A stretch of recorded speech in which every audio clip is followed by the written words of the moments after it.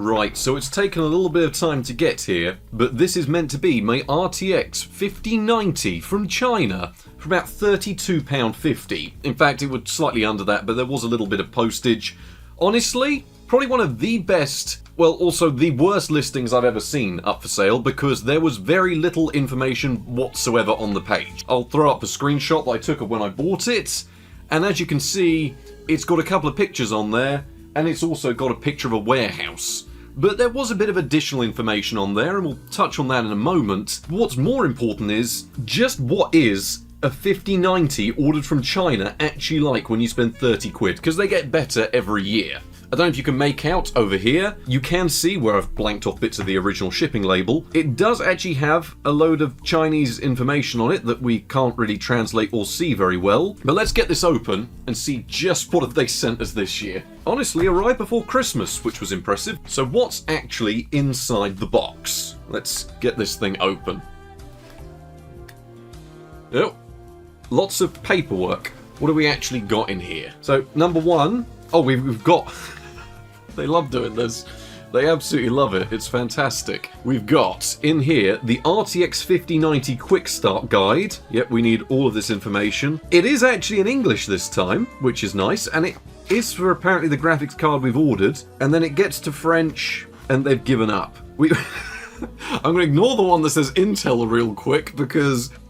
I don't even know why that's in there. We've got the little shipping letter. They love their shipping letters. What does this one say? Let's bring this one in. Hello there, purchaser of graphics card.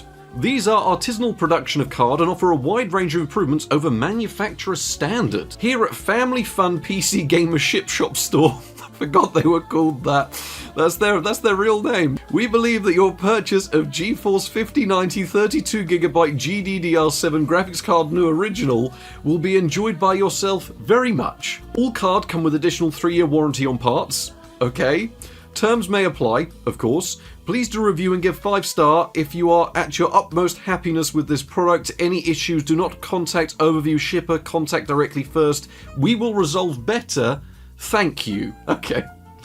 Yep, this is from Family Fun PC Gamer Ship Shop Store. As many words as they could get in there. What else have we got? We've got... Oh, this one's got a staple. Intel Graphics Media Accelerator Developer Guide. Right.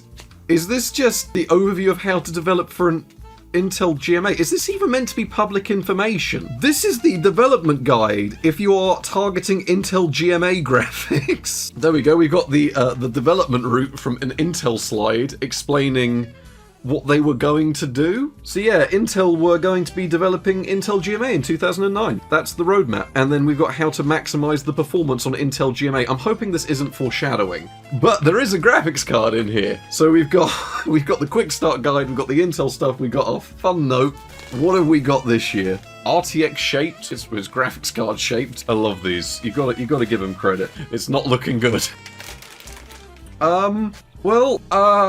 I'm hoping it's not the same thing they tried to scam me on last year. What was last year's? Was it a 670 or something like that? It doesn't look like a 670. The board on the back does actually look almost modern. I don't know if you can sort of make out what we've got going on down here. This board doesn't look like a Kepler-based board. This looks a bit too modern to be Kepler. They've also got some goo crossing out what I think once said Asus. They've scribbled out down here where it said Asus, but then they've also put an Asus bracket on it.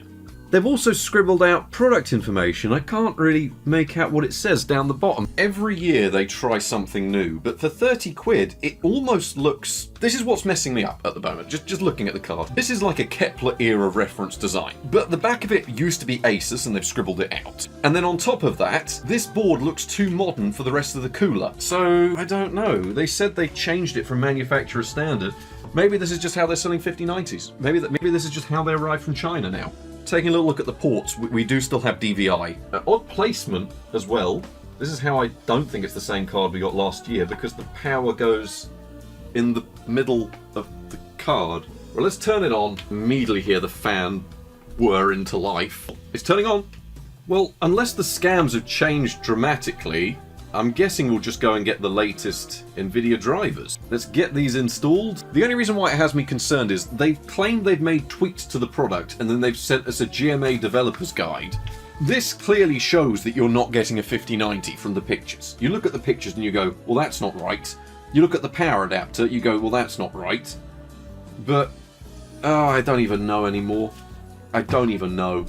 Is this actually going to find anything? That is one part I'm very curious about. Well, it's installing something. It didn't tell us what it's detected it as. But one of the points that I thought was interesting, while this does install, is they claim that this is a wholesale price graphics card. And they also claim that this is a customized product and do actually provide a number. I'm not going to contact the number because I don't really want to, for if you have any problems. So they are actually selling it as a customized graphics card. Is that their way of trying to get around it not being a 5090? Because let's be honest, I don't think it is a 5090, not with this power connector.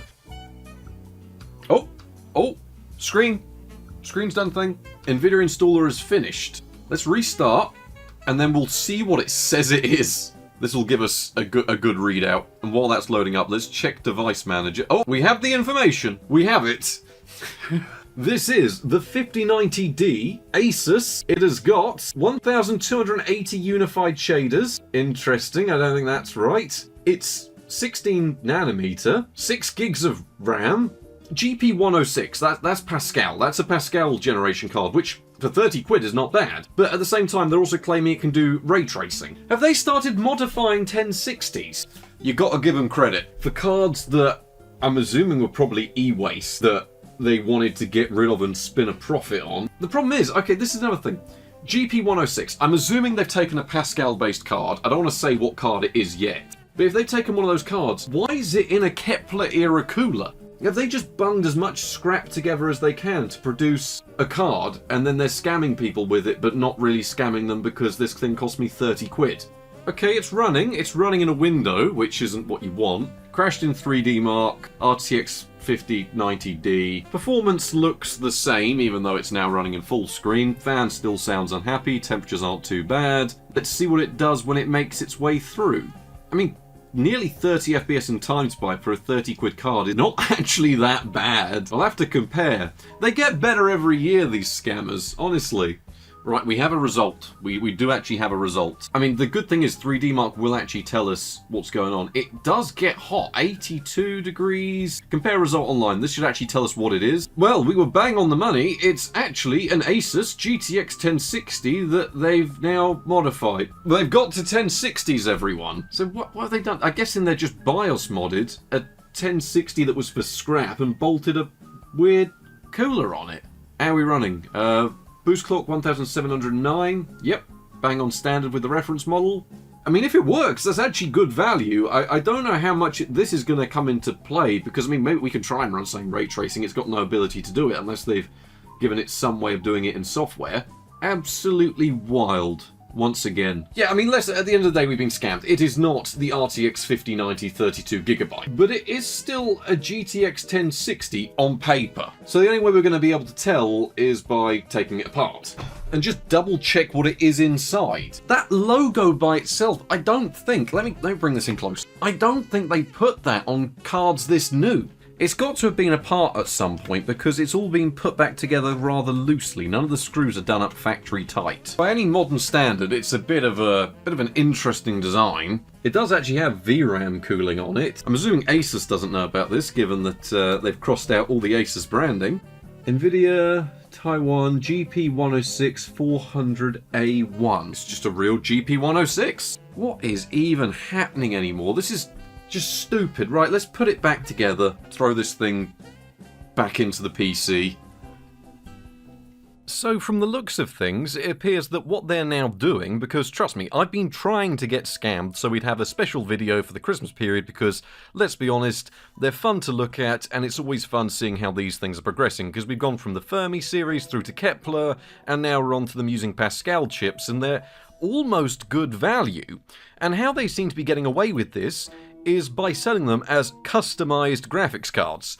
Because I mean, technically, we have bought a 5090, just the only thing is, it's not actually a 5090 in anything but name. It is still, at the end of the day, a GTX 1060, but even that's weird. It looks like what they've done is taken an Asus unit board and then grafted on a Kepler-era cooler to the stage where I'm assuming these are just e-waste parts that people don't want anymore, have sent off to be recycled. They've then been repaired, have the branding scrubbed out, and what they've ended up with is a weird hodgepodge Frankenstein card that's sold as a 5090 so they can at least sell them, but in reality is actually a remarkably good value GTX 1060. Yes, it has its problems and an odd fondness for the 1600 by 900 resolution, but specifications wise, it is very literally a GTX 1060. It's based on the GP106 Pascal architecture, it has the 6GB of GDDR5 memory, it has the 192-bit memory bus. I don't really know how drivers are working because to my knowledge the latest NVIDIA drivers are completely unsupported on this graphics card, at least the architecture of Pascal. I'm fairly sure that's been dropped to just bug fixes, unless of course it is defaulting back to that version, but it does have 1152 pixel shaders, 72 ROPs, 48 TMUs. I've put the release date down as 2025 because this looks to be a new method of circumventing scam checks by selling these as customized graphics cards rather than actually what it's meant to be, and power consumption is actually around 120 watts. But the actual specifications there aren't bad, especially not for £33. I was down at CEX this morning, and a 3GB 1060 is now £50. So we've actually got a better deal ordering this from China and getting scammed than we have if I'd gone down to the high street and bought something locally, which doesn't make any sense.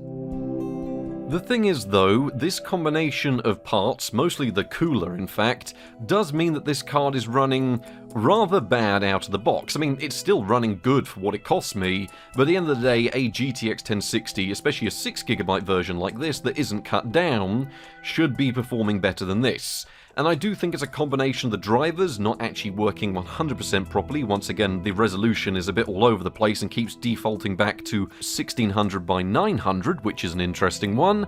But at the end of the day, I did increase the thermal limit, which allowed the card to actually achieve its boost clocks. There wasn't much wiggle room in terms of the actual overall core clocks, because these things boost quite high out of the factory. Even these, well, it's almost like they've set it to be a reference model, because it's using these same boost clocks as a reference model from NVIDIA.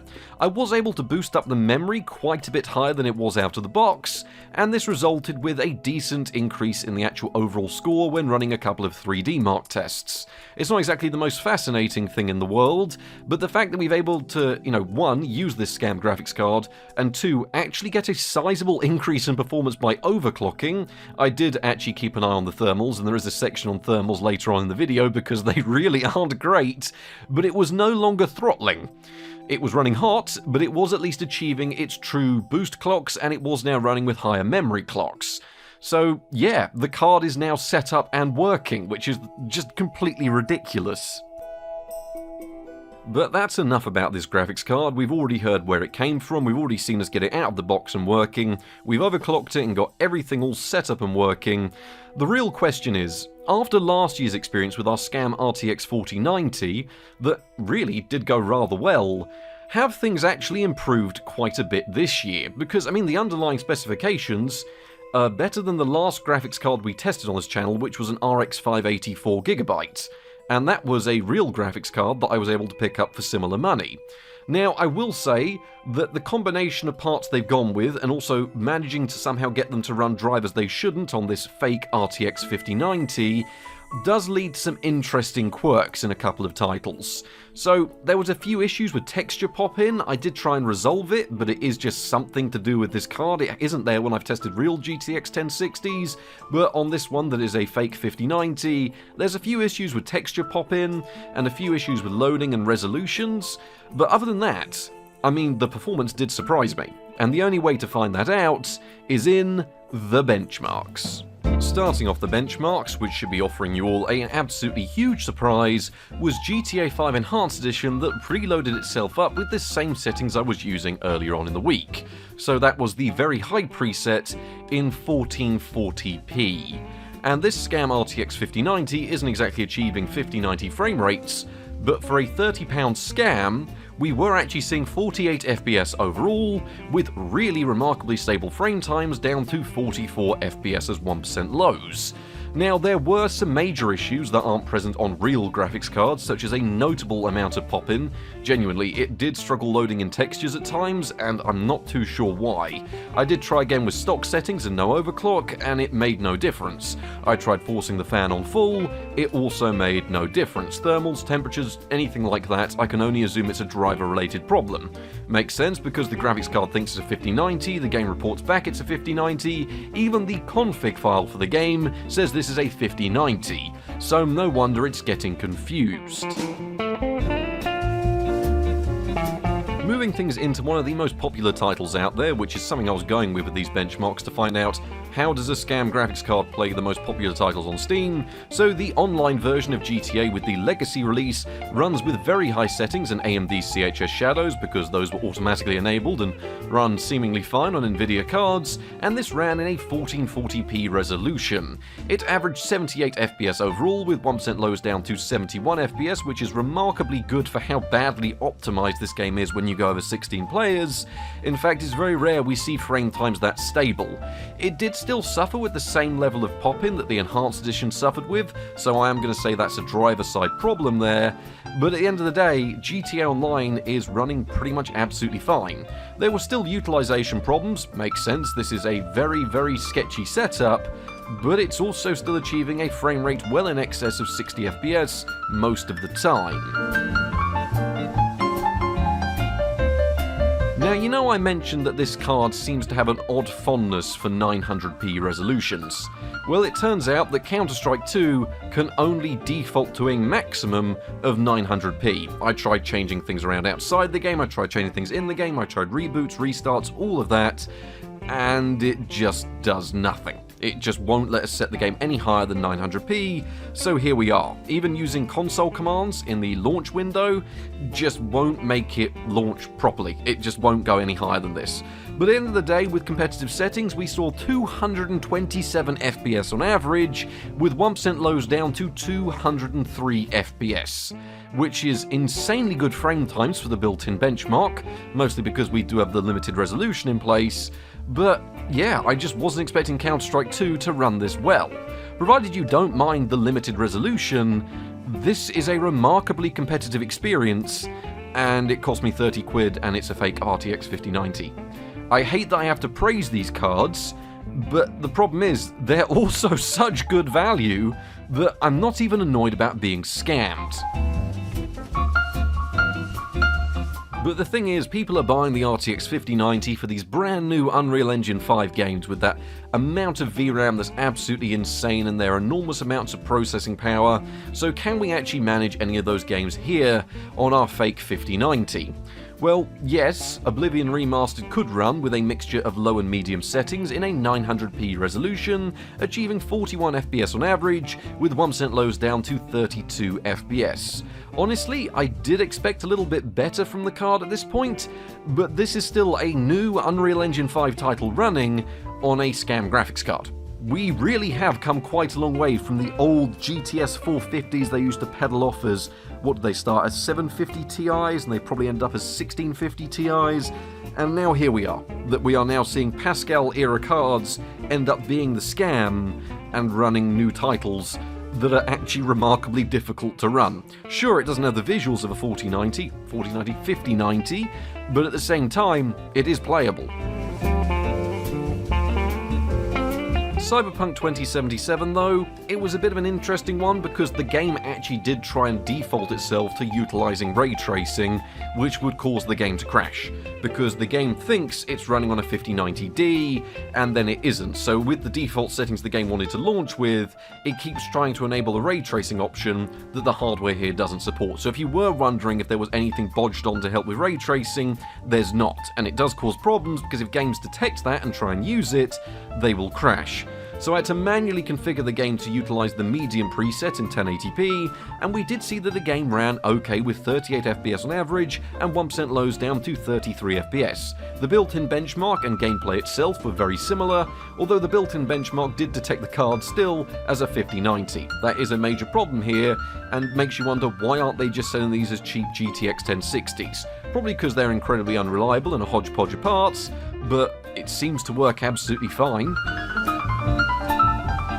Always a popular test here with BeamNG, which we were able to run with the high preset in a 1080p resolution.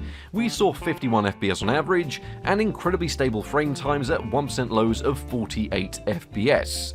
Now, this is about how I expected the game to run. I mean, sure, if you were on a real 5090, you could probably max this game out at 4K and get over 60 FPS, but once again, this is not a real RTX 5090, so we will take it we'll take it as a good experience because the game still does look excellent with the high preset, even if it is just in a 1080p resolution. There isn't much in the way of high resolution gaming this card can really do, but still, BeamNG, popular game, very playable. Just, it's a shame that there were some odd driver conflicts with this game, and it was a bit of a pain to get it in 1080p again. It has an odd preference for 900p, so I had to force the game externally to even recognise 1080p as a resolution, regardless if I was using the monitor or the capture card. Baldur's Gate 3 actually ran perfectly. There were no problems here. We ran it with high settings utilising DirectX 11 in a 1080p resolution. And compared to a lot of the cards we test on this channel, which tend to be AMD cards or older NVIDIA cards, they can often run into problems here. But that wasn't an issue at all for this scam 5090 that returned 48 FPS on average and 1% lows down to 43 FPS.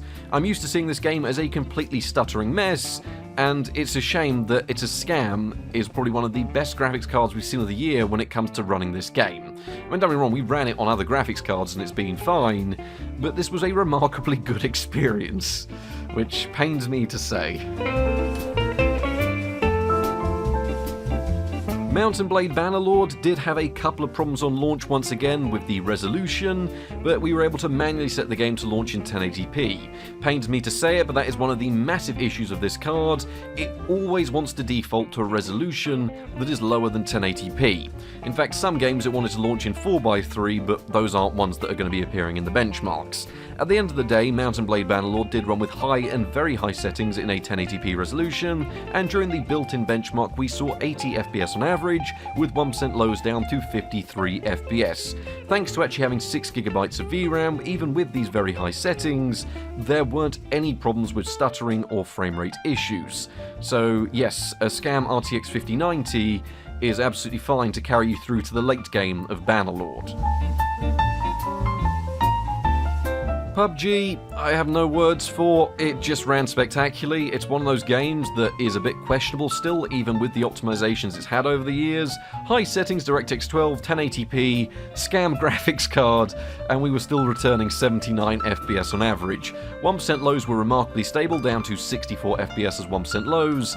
I don't really know what else to say at this point, because it shouldn't be running this well. I mean, this didn't even have issues with resolution, so I'm going to give the card credit here.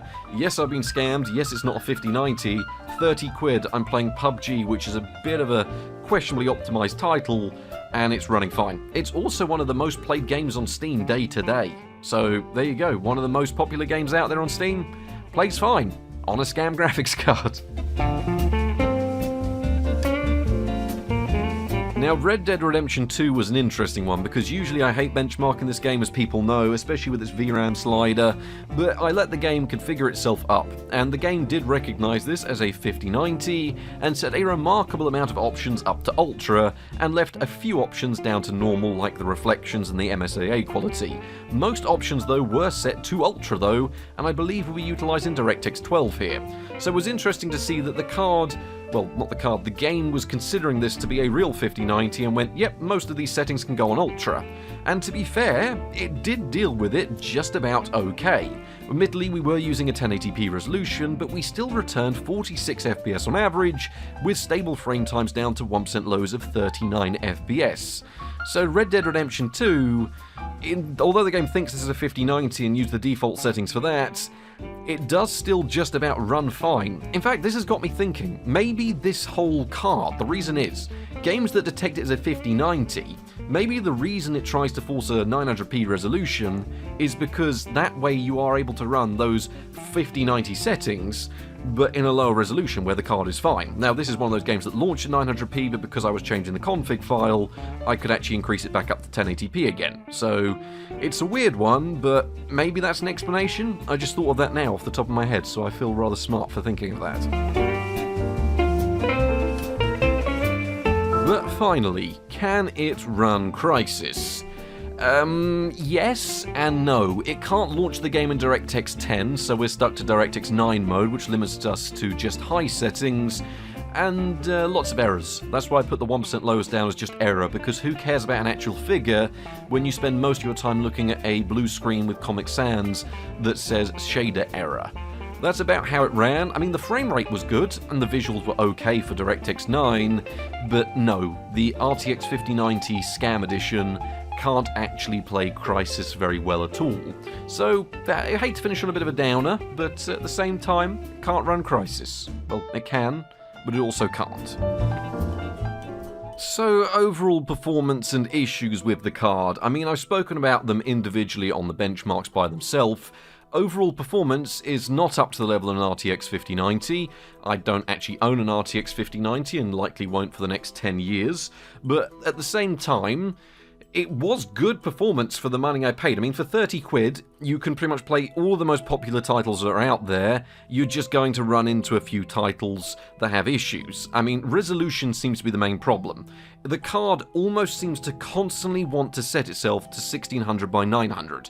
It will change the resolution on restart. I tried uninstalling and reinstalling the drivers in DDU and it would still do the same thing. I tried forcing older drivers, it would do the same thing. For some reason, the card just always wants to default to a lower resolution.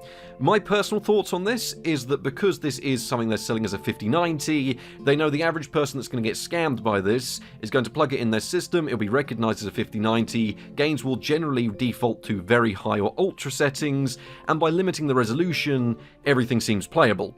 The type of person that's going to be scammed by this is probably never going to venture into the settings menu. They probably just went, oh, I've heard of that card, it's good, 30 quid, wow! And then they get it, and it just about appears to work. I mean, at the same time, if you do manage to force the resolution up like we've done in a lot of the titles, it handles them fine. For 30 quid, the performance is absolutely insanely good. I mean, I've been scammed, but at the same time, I'm not unhappy about it because I've got a graphics card that works. And with the way prices are going at the moment, I don't know if anyone remembers a few years back, when all of those scam GTS 450 cards were flooding the market, and there was a few people that couldn't afford a graphics card that could go on eBay, know they were getting scammed for 20 quid, and just took the GTS 450 and flashed the BIOS back. Because at the end of the day, it was a working graphics card that could run some games even up to 4K. I think we even did a video on it back in the day of gaming in 4K on a scam graphics card. Honestly, if prices keep rising, I could see that happening again with these, because it's a GTX 1060 for 30 quid. I've not bought anything this good value in a little while, so I've been scammed, but I'm not unhappy about it. Admittedly, the driver issue is a bit of a problem. The thing I want to talk about now is, though, comparing it to last year's fake 4090, because it does make sense. Another generation has come out since then, and the main card you're going to scam people with is the flagship. So last year we bought the 4090, this year we bought the 5090. But in the world of scammers, things change and things get more powerful, and in a lot of ways, compared to most of the graphics card market, where there's very little progression, in the scammers part of the market, there are major improvements year on year. So we've seen an advancement from, I think, what was last year's one? It was Kepler, which was that 28 nanometer? So we've gone from 28 nanometer down to 16 nanometer this year, and we've gone from a GTX 670 last year to what is a GTX 1060 this year. Admittedly, that was a 4090 to a 5090 jump, and apparently they're classing that the sort of same.